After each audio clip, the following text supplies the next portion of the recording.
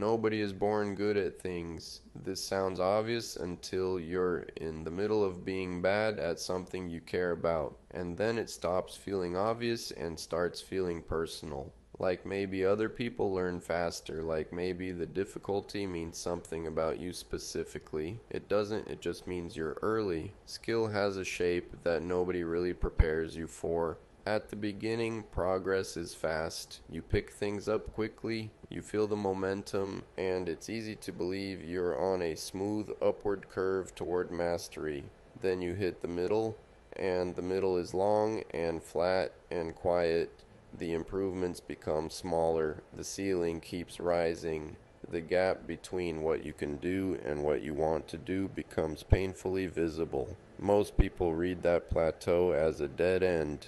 They lose interest or confidence, or both. They move on to something new where they can feel the beginner's momentum again, and they spend their whole lives being almost good at many things instead of genuinely good at one. The people who actually get good don't have more talent. They have a different relationship to difficulty. They understand that struggle isn't a signal to stop. It's a signal that something is being built, that the resistance you feel when something is hard is exactly where the growth is happening. That boredom and frustration in a practice are not signs you're doing it wrong. They are the texture of the process working. There's also something worth knowing about imitation.